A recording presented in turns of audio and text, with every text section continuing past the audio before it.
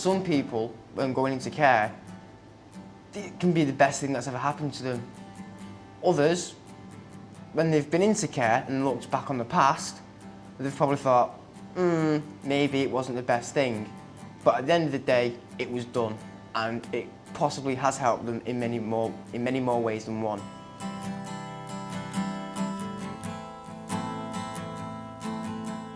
Will I have my own bedroom? The situation depends on everything, really. Whether you get your own room is entirely potluck. Yes, the children and young people do have their own rooms now we've moved. Because when we started fostering, that wasn't the requirement, so the two boys shared. But 3 years ago we moved and they've now got a bedroom each. You're entitled to your own room, by all means. You know, privacy and all the rest of it, especially when you're a young adult, 16 plus. But if they say no, speak to your social worker, and your social worker will have a word with your parent or carer and say, look, she is at the age of 16 plus, they are more than entitled to have their own room. You can't expect them to share a room with an annoying 8-year-old child, because that's what the child would seem to the person who's moving into care. See this line? That's your half, this is my half. You've been warned. Ooh. Get up my side of the room now! Alright, get your head on.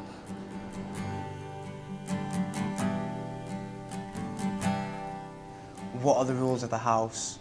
This depends with anywhere you go. Any place, any home, any foster family, any family placement workers or anything like that.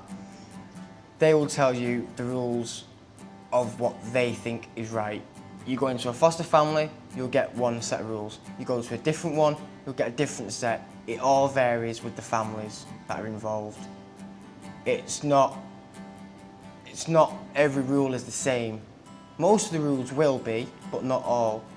Some may be strict, some may not be strict. As I said, it all depends. They have to respect each other and respect each other's privacy. And also, they have to abide the house rules as well, which are basically, respect each other and respect our own family and anyone else that they come into contact with. But there's not sort of stringent house rules, it's more or less things that you do in any household, so that you keep,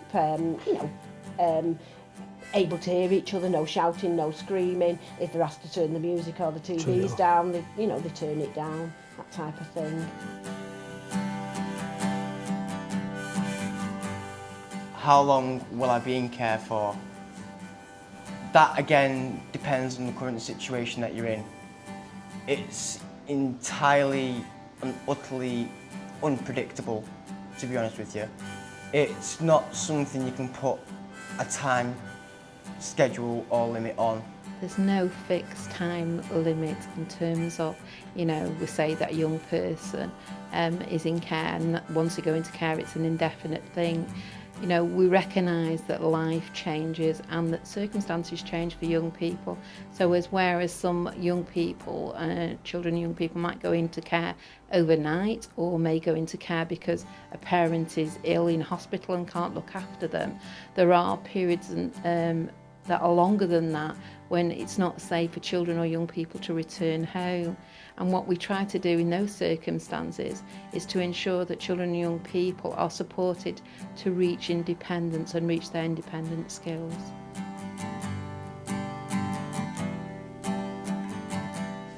Many people, young people, small children, are worried about who is going to be told about them being put into care. It's not a bad thing, it's a confidential and private thing. But you, personally, can tell anybody you want to. If you want to tell people, you can do, by all means. But don't tell the wrong type of people, because you'll get bullied for it. I know a few people who have done that, and it's not very nice. The only people that must know is your social worker, your family and the school, college, university or whatever, because they always get your backstory so they know what support you need and what they have to offer, whether they're able to give it or not. Well, a lot of people that are involved with a child or young person is advised, but it is on a need-to-know basis.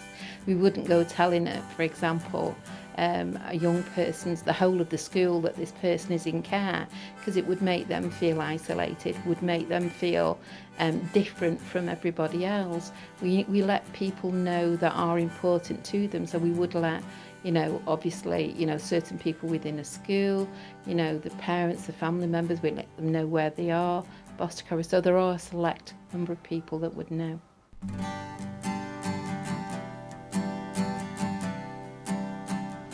It varies on where you are. If you're in a foster family, then it's up to them whether you get pocket money or not. And if you do, then it's up to them how much. If you're in a care home, that's up to the care home.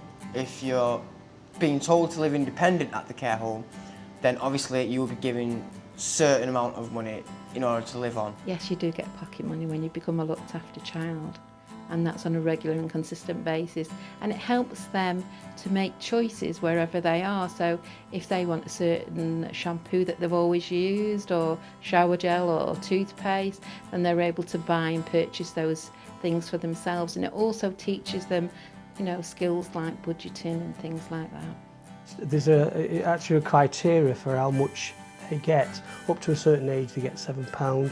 Christopher, now he's 16, he'll probably get £11 when he's 16, although in his 16th year he thought he'd get it already, but he's not due that till May.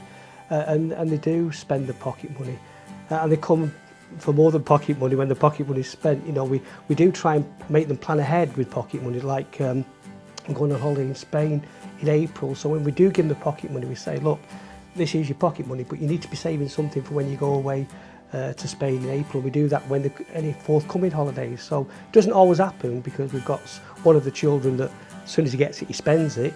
We've got one that doesn't spend it at all, and we've got one that will go out and have a blowout now and again. So they all have a bank account. They all have a bank account and as they well. all and they all are put money in. encouraged to save some of it in the bank account, but as Paul says, that doesn't always Doesn't work. always happen, because you've got different. And then they do get more money than their Oh, yeah. pocket money. So if there's something going on at school, it doesn't necessarily come out of their pocket money.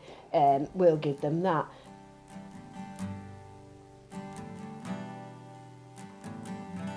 Many people, especially young adults, 16 over, are wondering, are they able to have a mobile phone?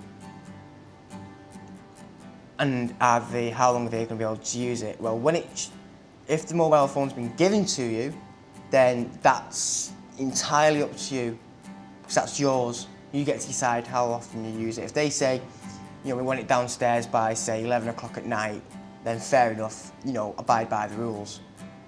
But if it's just say, yeah, here's your mobile phone, and you pay for your own top-up, that's fair enough. That's, you know, you can do what you want with that. Social networking is, you know, the big thing at the moment. Young people, you know, Facebooking, Beboing, Twittering, and God knows what. People are able to contact the family if they want to on social networking. If they're at the care home or foster family that do have a you know, internet access, you know, but obviously they have to comply with the rules that are made in the place that they're in at the time. The internet is available in a lot of residential units. The internet is available in a lot of foster families. The thing about the internet is that we do use parental guidance settings in settings like that to ensure that the young person's safety, but yes, they do have access to the internet. If they've got a computer and they say, you know, go ahead, then fair enough, you can do, by all means, but just be careful out there, because, you know, you'll be told by the parents, you'll be told by the care people, you'll be told by your social worker and all the other important people that there are some dodgy people out there.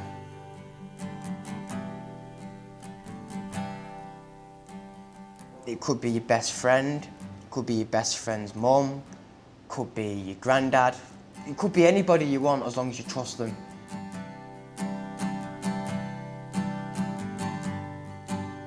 Reviews are simple.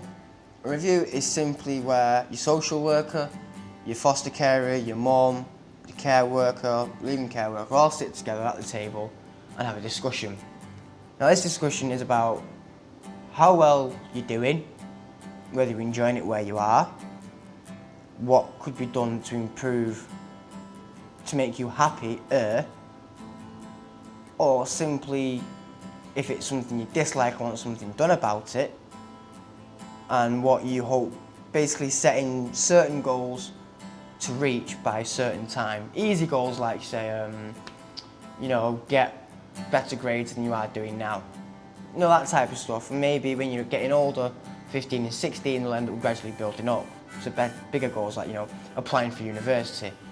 A review is where we look at what has changed, what has improved, what kind of things are not working well for a child or young person since their circumstances changed. And it may be that they've had a change of placement. It may be that the schoolwork has suffered since they've become a looked after child, and it's about looking at what support is needed or what needs to be changed in order to ensure that things are improved and are satisfactory for that young person. And also their views, it gives them an opportunity to present their views, what is working for them and what isn't. And if the children don't want to go to the review, they don't have to, but they do have access to a booklet where they can write down what the feelings are. So every few clashes, as it did once with us, with the school trip to Alton Towers one hand down. So they just put their comments in the little booklet that's very child friendly, very easily explained about what they write about, clear headings, what do you think of this, that and the other. That's basically what a review is, and if you want to attend them, you can do. It's best if you do, because you get to say how you feel. What's your opinion on things? Are you happy? Are you unhappy? Do you want certain things from your carer, foster mum, or whoever you're living with? Then that's the best time to say it, because your leaving care worker, your social worker, family placement worker, anybody else that are important there will be able to hear you out. It depends on your age, really. If you're, say, 15 and 16 plus, the carers or whoever looks after you will say, yeah, here's the money for your clothes. By all means, go and buy your clothes, because you should trust you enough in order to do it.